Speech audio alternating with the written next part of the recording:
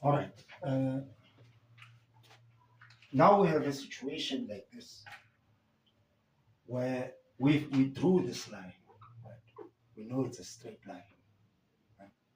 I want to go back to this line. Then we can come back to these other guys. They are all relations. Right?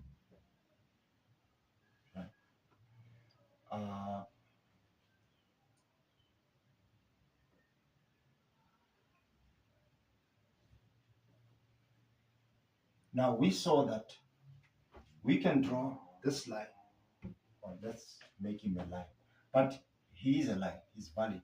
This is one. Right? But let's keep our things. So we know we only need 2 points. Right? One of the points is this one, the other one is this one, -3/2. We calculated it. Okay.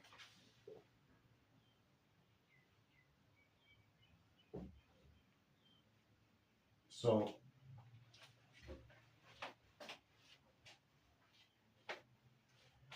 now, because I can pick the y-intercept immediately and literally put him there. Right? With a line, there's another way of drawing the line, and that is to exploit this number here.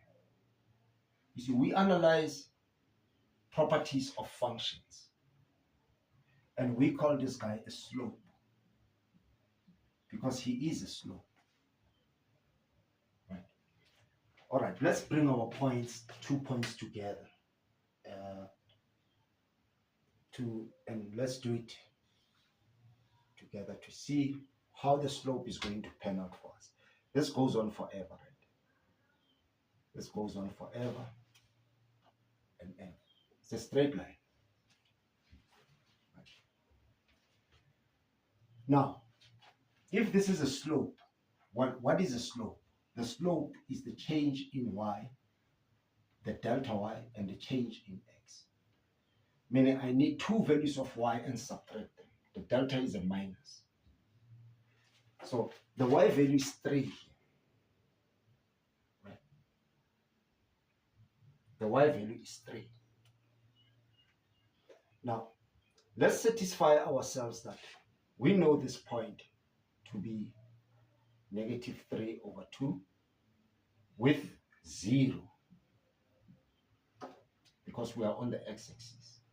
The value of y everywhere here is 0. The function value is 0 here. But in particular on this point, therefore. That's brilliant. Right? Now let's calculate the change in the y here.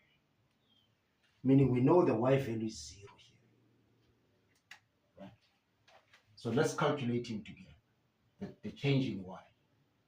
Meaning we're going to need a minus because it's a delta.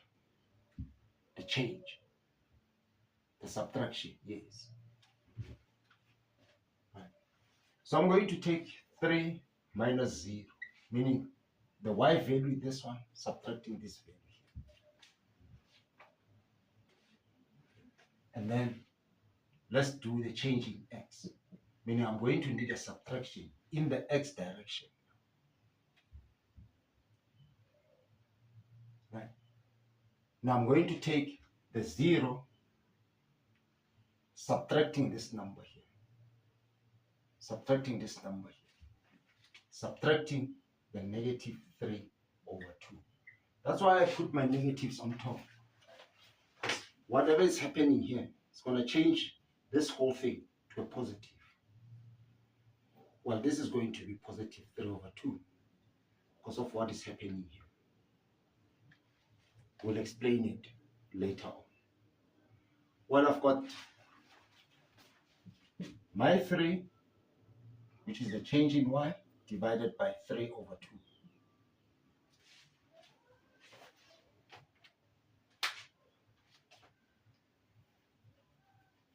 I don't like this. I don't like to divide by fractions.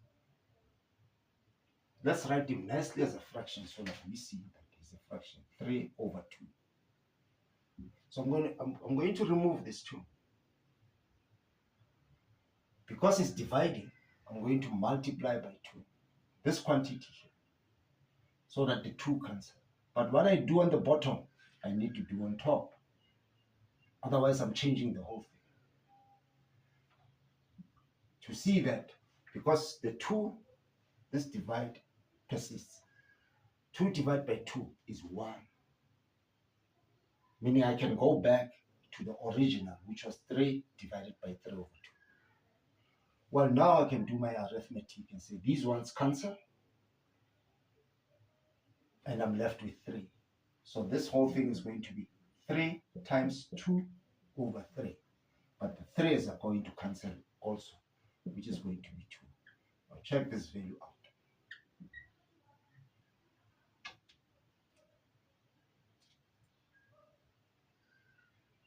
He is the slope. This guy.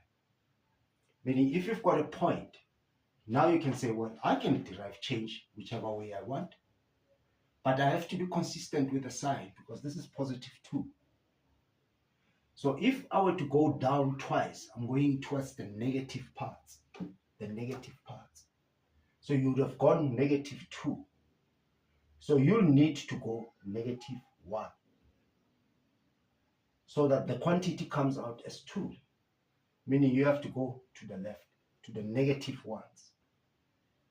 Meaning you are here. When you have reached this point, because this is 1, this is 2,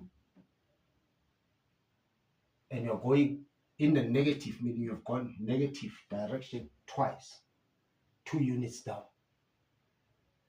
Then you say, okay, I need a negative 1, because, and we'll discuss just now why this comes out to be positive, because this is positive 2. I'm reconstructing this number based on this point. You can construct it based on this point. You can do it for this one. Where you have to go 1, 2, and see how much you've got to go. Well, you have to go once. You couldn't see it with this one here. You couldn't see it with 3 over 2 because you are blinded by the fraction. You don't think in terms of fractions. You think in terms of whole numbers. So when you do arithmetic with numbers like these, turn them into whole numbers.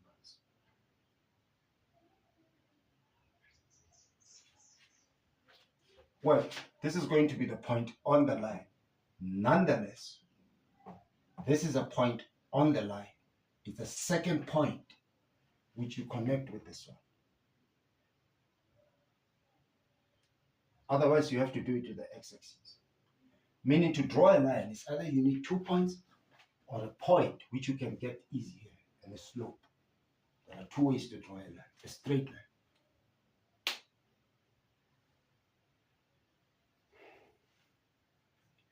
Then we take that about the line, we put it aside. That is as much as we can do about the line. Well, not exactly. There's one more thing.